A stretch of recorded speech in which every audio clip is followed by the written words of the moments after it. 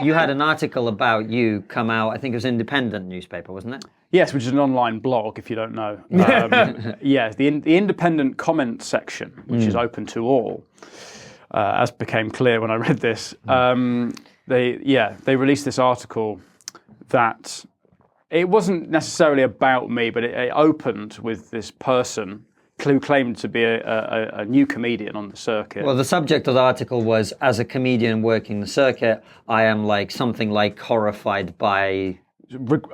these old jokes, regressive humour coming back into comedy. Now, there's lots of context. I mean, it's been since been disproved that he was actually a comedian. Lots of people on my behalf got in touch with the Independent that were way more angry than I was about it. Like Stuart Lee and Al Murray and Tom Rosenthal were all emailing the Independent trying to see if he was real or not, because they thought it might be like a spiked inside job, because it did sort of read like a spiked spoof of a Guardian article. But it turns out this guy isn't a comedian, but at the moment, let's say he's real. And the article opens with him at my show, my most recent show, and just sort of about gender politics. Which I've seen. Yes. No compliment there, just I have seen it. I have seen that show. Yeah.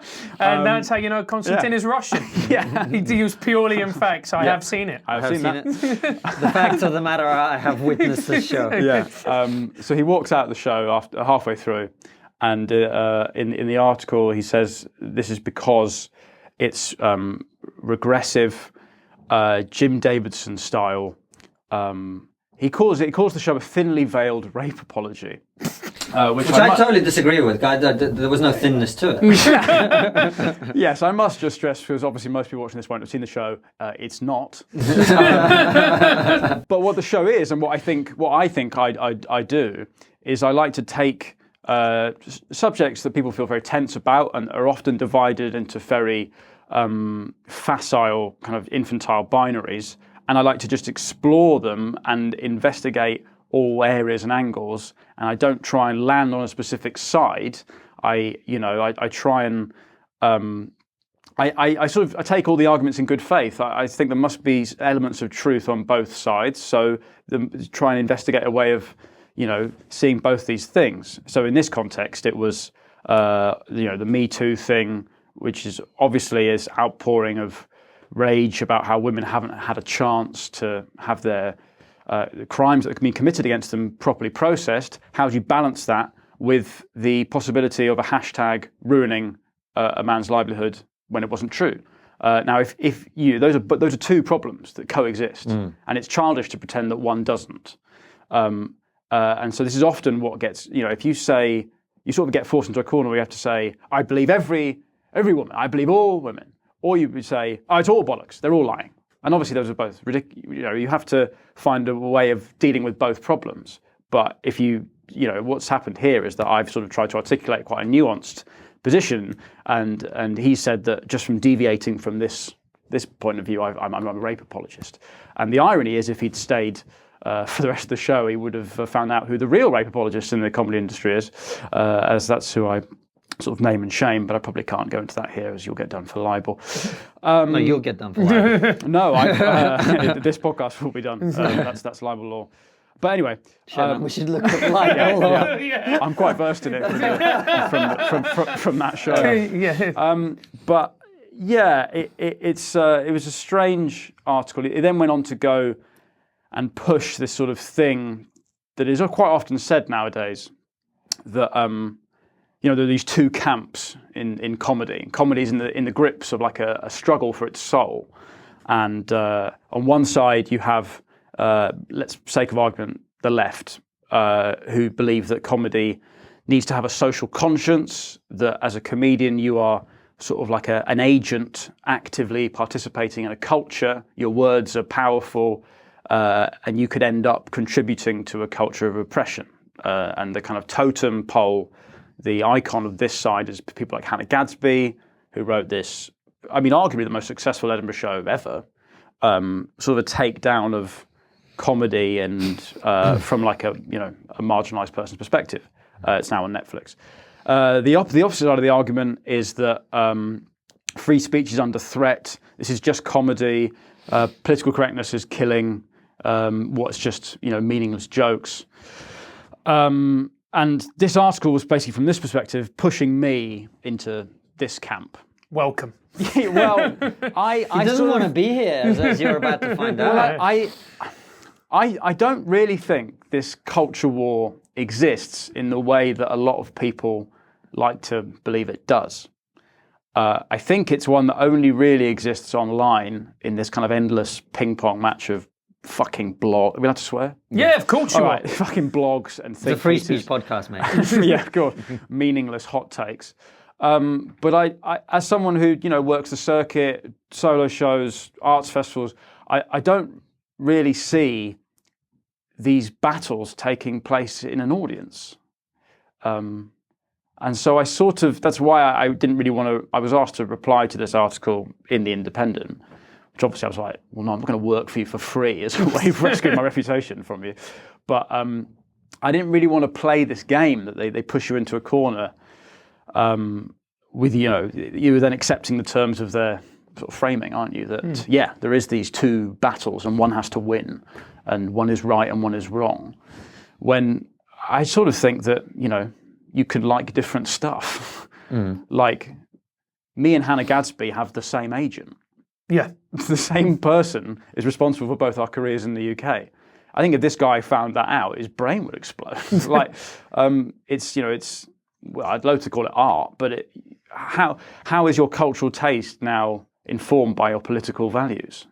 I don't see that as at all true. But do you not think sometimes, I mean, I really like your comedy, I genuinely do, but I've seen a joke that you do on stage and in front of a very liberal, dare I say, snowflake crowd, and the moment you say the joke, you lost them for a certain period of time, and you could see them tense up and shut down. And it was a joke aimed at Mediterranean people. My girlfriend is Greek Cypriot. She found it hilarious. Yeah. And all the middle-class white people in the room thought you were a hate monger. Well, no, you know what I'm saying. Well, yeah. I mean, the point is I do know when I'm losing the crowd, and that is deliberate. Because a lot of the stuff is aimed at people like me, precious white liberals, and just teasing how much they think about it. This is I suppose the thing is that if I was doing these jokes if I was branding myself as this free speech warrior, this truth teller, then I would get a crowd that want that, people that buy into that sort of side of the argument. But it's not as fun as when it's in front of a mixed crowd, and that's part of the reason I didn't want to sort of get into this so much, is that I'm really proud of the fact that when I do solo shows and the festivals and stuff, it's an insane mix of people that would never normally be in the same room. You have, those old white fellas in the three-piece suit, the fedora, proper old Tories. They're sitting next to women with blue hair, who are, polyamorous, vegan, queer community people. And they sort of project their own things onto what I do, I think, because I deliberately don't try and fit into one of these worldviews that rubbishes the other. But yeah, I'll take your point. I know that I actively do try and annoy a lot of people, but it's that Mediterranean joke. The joke is in the Me Too thing. It's hard to know hard for a woman to know if a man is a sex pest or he is just Mediterranean. But that's gamed, right? In that it's just about acceptable because it's a broad enough group. It's not really a distinguished enough. But then surely the counter-argument to someone is that you are being, as a white male of privilege, you are being discriminatory to Mediterranean men. You're classing them all as being, particularly predatory. That is not fair. That is not acceptable. Neither is that right. And I am offended. Okay. Well, it's a joke. It's obviously not true. The untrueness of it should be enough. But there is a point of that, I suppose, of the far left who would actually say, well, yeah, but you have a duty and a responsibility. Yes, but my point is that it's a very small fringe of people that actually think that. And I think the sort of the free speech guys on the right are similarly a sort of fringe. On the right, yeah. But there's also free speech people who are not on the right. Yeah, of course. Like me. Yes. Yeah. But there are the people that push these, I'm using left and right just as indicators. Yeah, of course. The people that push these divides, I don't see, I see 90% of comedy audiences do not politicize their enjoyment or lack of it. If they find something funny, they laugh. If they don't, they don't. If they find it edgy or close to the bone, they go, ooh. But they enjoy making that noise. Yeah, yeah. And if it's a bit whimsical, they go, eh. And if it's only a certain type of person that walks into a show with a kind of preset, I think this. Well, there's a mutual friend of ours who I'm not going to name on the show, but he was doing a show about men last year. You may know who I'm talking about. And he was doing a preview at a club that I know, and a woman stood up in the middle of a show and said, "You're a white man, you're not allowed to talk about this," and wouldn't leave until the show was ended. Yeah, that's my point. That this person would exist in that very, as I see it, small minority. But that would not have happened 10 years ago, is my point. No, maybe the minority has gotten more emboldened on both sides. And that's possibly because both sides way over-perceive the threat of the other. Because they have to, because they're reactive narratives. You can't have we need to clean up comedy, sort of, you guys are all dinosaurs, without the other guys saying, whoa, free speech. And they can't exist without them because they're both parasitic. They live off the other, right? And so they've maybe got emboldened and maybe got louder and maybe they have more spirit for a fight. But I just don't see it as something that actually exists in the way that is made out to so much online. Well, what you've just described is exactly the thing you're saying doesn't exist, which is the culture war. The two edges becoming emboldened and then dragging other people in. That is the culture war. Right. There are small minorities that are sucking you in. Yeah. Well, they're sucking everybody in because our conversations in society about privilege, about discrimination, about something we'll go on to talk about, which is the Dankula and other people who've actually been prosecuted for saying things which were a joke. Like your defense of your joke about Mediterranean people, and I could be offended by that because I'm a quarter Greek, right? Yeah. Your defense is that's a joke, and it's obviously not true. But if you have something like his case where the judge said, the prosecutor and the judge said context doesn't matter, intent doesn't matter, then you get into a point where if you say something on stage and someone chooses to take it literally, and you say a lot of stuff that can be misinterpreted that way, yes, stage, sure, right? Then you end up in a position where you could be criminalized. So I guess what I'm saying is, if you say there's no culture war, I think what you're saying is there's no culture war in broader society, right? In the mainstream of society, which I can kind of agree with to some extent. Yeah. But I feel the only reason that that's true is that this way of thinking hasn't seeped into that far into it, but it will, because at universities these people are being indoctrinated. So you see it as a precedent to a kind of dystopia. Yeah.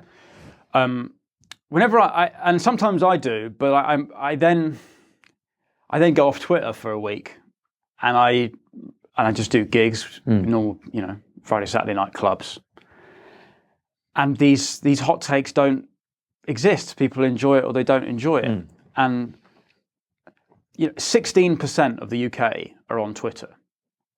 I mean, just think about how small.